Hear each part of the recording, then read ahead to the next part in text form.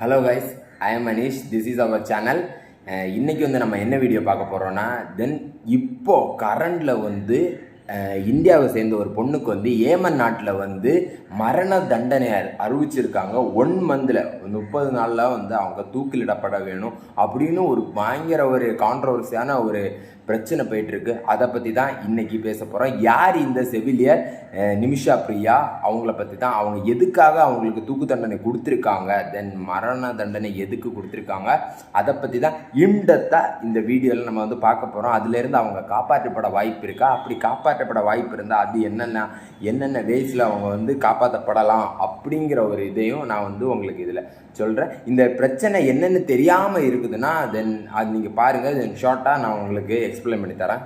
வாங்க guys. Hello guys, இந்த நிமிஷா பிரியா கேரளாவை சார்ந்த பாலக்காடு பகுதியை சேர்ந்தவர். பாலக்காடு, கோயம்புத்தூர், இந்த தமிழ்நாடு கிட்டே சேர்ந்த பாலக்காடு பகுதியை சேர்ந்தவர். இவங்க நார்மலான ஒரு கேர்ள் மாதிரி 2008 இவங்களோட நர்சிங், பிஎஸ்சி நர்சிங்கை முடிக்கிறாங்க. 2012ஆம் ஆண்டு இவங்களுக்கு மேரேஜ் ஆகுது. அப்படியே மேரேஜ் ஆன கையோட இவங்க ஹஸ்பண்டோட சேர்ந்து ஏமன் நாட்டுக்கு போகிறாங்க. ஏன்னா ஏமன் நாட்டில் அவங்களோட குடும்பத்தின் வறுமையின் காரணமாக, ஏன்னா அவங்க எந்த பேக்ரவுண்ட் எதுவுமே கிடையாது, ரொம்ப கஷ்டம்தான். இவங்க தான் படிச்சிருக்காங்க. ஸோ இங்கேருந்து கிளம்பி இவங்க ஏமன் நாட்டுக்கு போகிறாங்க. அங்கே வேலைக்கு போகிறாங்க. 2011 ஹஸ்பண்டு கூட போகிறாங்க. அப்படியே 2014 அங்கே உள்நாட்டு கலவரம் அப்படி ஸ்டார்ட் ஆகுது. ஸோ அந்த டைமில் அந்த பர்டிகுலர் டைம் 2014 அந்த டைமில் அவங்க ஹஸ்பண்டு, அவங்க குழந்தை, அவங்களுக்கு ஒரு பெண் குழந்தை இருக்குது, அவங்களுமா 2 பேருமா வராங்க. ஏன்னா குடும்பத்தோட இன்கம் சோர்ஸே இவங்களானதுனால ஸோ இவங்களை அதை விட்டு வர முடியல, அங்கேயே இருந்துட்டாங்க. 2014 தன் கணவரும் தன் குழந்தையுமா பாலக்காடுக்கு அவங்க அனுப்பி வைக்கிறாங்க. அவங்க ஏமன்ல இருக்கிறாங்க. ஏன்னா குடும்பத்தோட கஷ்டத்தின் காரணமாக. ஸோ இப்படியே நம்ம இருந்துடக்கூடாது, நமக்கு ஏதாவது இன்கம் சோர்ஸ் இன்னும் வேணும், வருமானம் இன்னும் நம்ம ஈட்டணும் அப்படிங்கிற ஒரு இதில் இவங்க கடனை உடனே வாங்கி அங்கே ஒரு கிளினிக் ஸ்டார்ட் பண்ணுறாங்க. ஏமனில் எப்படின்னா, நம்ம டைரெக்டாக போய் அங்கே எக்ஸ்பீரியன்ஸ் ஆனால் இல்லை ஒரு 10 இயர்ஸ் அங்கே நமக்கு ரெசிடென்சியே கிடைச்சாலுமே கூட, அங்கே குடியுரிமை கொடுத்தாலுமே கூட, அங்கே லோக்கலில் தெரிஞ்சவங்க மூலமாக மட்டும்தான் நமக்கு இந்த பிரான்ச்சைசி எடுக்கிறது, பிஸ்னஸ் பண்ணுறது எதுவாக இருந்தாலுமே அப்படி பண்ண ஒருத்தங்களோட பார்ட்னர்ஷிப்பில் மட்டும்தான் அங்கே மூவ் பண்ண முடியும். அப்படி இவங்களுக்கு மப்தின்னு ஒருத்தவங்க ஃப்ரெண்டாக ஆகுறாங்க. ஏன்னா அவங்களும் ஒரு டாக்டர், தலேல் அப்தோஸ் மப்தி, அவங்க ஒரு ஃப்ரெண்ட் ஆகுறாங்க. அவங்களும் இவங்க நர்ஸாக இருக்காங்க, அவங்க டாக்டராக இருக்காங்க. ஸோ அவங்க அந்த நாட்டை சார்ந்தவர், ஏமன் நாட்டை சார்ந்தவர். அவங்க 2 பேருமே ஃப்ரெண்ட் ஆகுறாங்க. 2015 அவங்க ஒரு கிளினிக் கடன், ரொம்ப பல்கான ஒரு கடன் எல்லாம் வாங்கி, ஏன்னா எவ்வளோன்னு மென்ஷன் பண்ணலை, கடன் வாங்கி தான் இவங்க இந்த கிளினிக் ஸ்டார்ட் பண்ணுறாங்க, ஹாஸ்பிட்டலை ஸ்டார்ட் பண்ணுறாங்க. ஸ்டார்ட் பண்ணி அப்படியே அது போயிட்டு இருக்கும்போது தான் 2015 அந்த காலகட்டத்தில் உள்நாட்டு போர் நடக்குது. ஸோ அந்த டைமில் இவங்களால எங்கேயுமே சொந்த நாட்டுக்கு வர முடியல, இந்தியாவுக்கு வர முடியல. ஏன்னா உள்நாட்டு போர் நடக்குது. பயங்கர ஒரு கலவரமான ஒரு இதில் போயிட்டுருக்கு, நாடே பயங்கர ஒரு பிரச்சனையை நோக்கி போயிட்டுருக்கு. அந்த டைம் 2016 அந்த டைமில் என்ன நடக்குதுன்னா, இவங்க கிளினிக் ஸ்டார்ட் பண்ணியிருந்தாங்க, ஹாஸ்பிட்டல் ஸ்டார்ட் பண்ணியிருந்தாங்க, சொந்தமாக வச்சுருந்தாங்க. ஸோ அவங்க அதிகமாக லாபம் வர ஆரம்பிச்சிச்சு. லாபம் கொஞ்சம் கொஞ்சமாக ஆளுங்க எல்லாம் வராங்க. கிளினிக் பெருசாகுது, காசெல்லாம் பயங்கரமாக ஆகுது. இப்போ தான் அவங்க இந்த நிமிஷா பிரியா ஒன்று நோட் பண்ணுறாங்க. இந்த மப்தியோட அவங்க பார்ட்னர் மப்தி இருக்காங்கல்ல, பார்ட்னர்ஷிப் போட்டிருக்காங்க, அவங்களோட ஆட்டிடியூடெல்லாம் சேஞ்ச் ஆகுது. அவங்க கொஞ்சம் ரூடாக பிஹேவ் பண்ண ஆரம்பிக்கிறாங்க. அவங்களோட நடத்தை சரியில்லை. அவங்க ரொம்ப இவங்கக்கிட்ட பிஹேவ் பண்ணுற அந்த ஒவ்வொரு ஆட்டிடியூடுமே இவங்க நோட் பண்ணுறாங்க, இது சரி கிடையாது. அதுக்கப்புறம் மப்தி என்ன பண்ணிட்டு இருக்காங்கன்னா, நிமிஷாவுக்கு இந்த செக்ஷுவலாகவும் மென்டலியும் ரொம்ப ப்ரெஷர் கொடுக்குற மாதிரி, ஒர்க் கொடுக்குறது, இந்த மாதிரி எல்லாம் பயங்கரமாக போயிட்டு இருந்துச்சு. ஸோ 2017 நிமிஷா பிரியா அவங்கக்கிட்ட சொல்கிறாங்க, நான் ஊருக்கு கிளம்பிடுறேன், என்னோடய பாஸ்போர்ட் இதெல்லாம், ஏன்னா பாஸ்போர்ட் எல்லாமே இவங்கக்கிட்ட தான், மப்தி கிட்ட தான், அப்துல் மப்தி கிட்ட தான் கொடுத்து வச்சுருந்தாங்க. ரிட்டன் கேட்கும்போது தர முடியாது. அப்படி அவங்கள ரொம்பவுமே ஹராஸ்மெண்ட்டுக்குள்ளாக்குற ஒரு இதை நம்ம பார்க்க முடியுது. 2017ஆம் ஆண்டு என்ன பண்ணுறாங்கன்னா, மப்தி அவங்க வீட்டில் இவங்கக்கிட்ட பிரச்சனையில் இருக்கும்போது தான் இவங்க அனஸ்தீஷியா போடுறாங்க. அவங்களுக்கு இந்த அனஸ்தீஷியா மயக்க மருந்து அவங்களுக்கு உடம்புல செலுத்துகிறாங்க. ஸோ இந்த மயக்க மருந்தை உடம்புல செலுத்தி ஒரு ஒரு கொஞ்ச நேரத்திலே வந்து இது ஓவர் டோஸ் ஆகி அவங்க வந்து மயங்கி விழுந்துடுறாங்க. ஓவர் டோஸ் ஆகி ஹெட்டுக்கு அஃபெக்ட் ஆகி அவங்க வந்து இறந்து போகிறாங்க. மப்தி வந்து அந்த இடத்துல மரணம் அடைகிறாங்க 2017.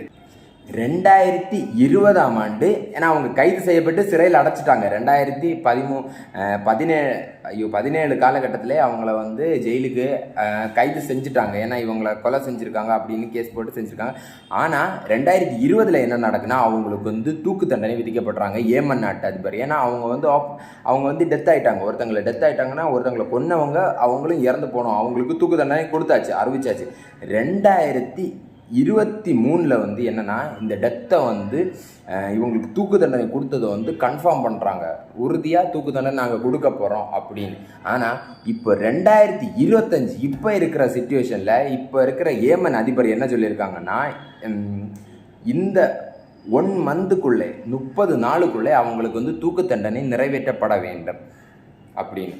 ஏன்னா 2014 நடந்த கேஸ் எப்படி 2025 வரை இப்படி வந்துட்டு இருந்துச்சுன்னா, ஏன்னா அந்த ஏமன் நாட்டில் வந்து உள்நாட்டு போர் நடந்துகிட்ருக்கு, பயங்கர கலவரம் அப்படியெல்லாம் அப்படி பயங்கரமான ஒரு இதில் போயிட்டு இருந்துச்சு. பிரச்சனையை நோக்கி அந்த நாடு போயிட்டு இருந்ததுனால தான் இவங்களோட தூக்கு தண்டனை இவ்வளோ நாள் தள்ளி இப்போ 2025 இப்போ அதிபர் என்ன சொல்லியிருக்காங்கன்னா அவங்களுக்கு கன்ஃபார்ம் தூக்கு தண்டனை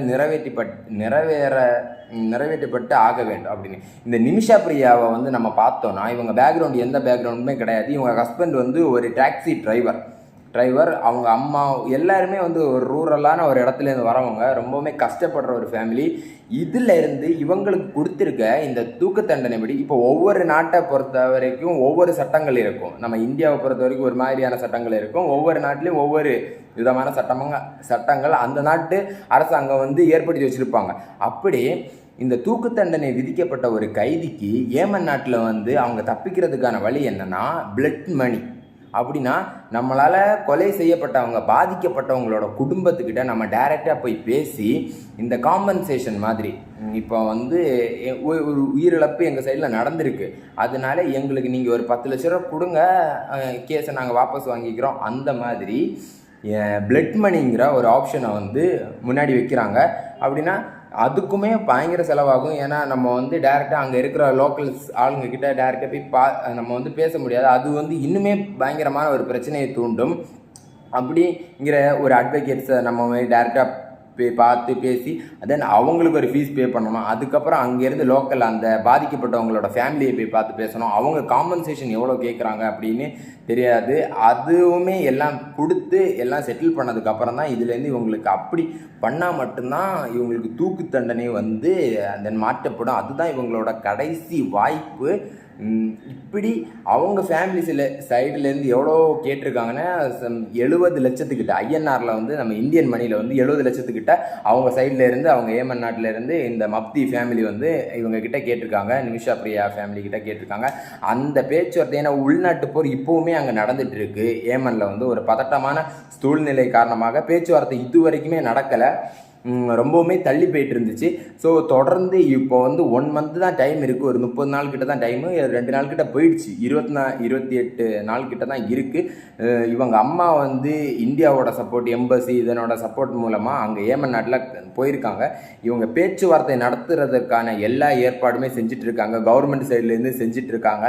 ஸோ நம்ம வெயிட் பண்ணி தான் பார்க்கணும். ஏன்னா இவங்களுக்காக யாருமே அந்த அளவுக்கு பேசி நான் பார்க்கல. ஏன்னா மரண தண்டனையில் மரணத்தோட விளிம்பில் இருக்காங்க. ஸோ இந்த டைமில் நம்மளோட ஒரு பேச்சு வந்து இவங்களுக்கு வந்து உதவுமா இல்லையா, இல்லை இந்த மரண தண்டனையிலேருந்து இவங்க காப்பாற்றப்படுவாங்களா இல்லையா, இந்த மகளையும் கணவரையுமே பிரிந்து இந்த இத்தனை வருஷமாக ஜெயிலே இருக்காங்க, அவங்க வந்து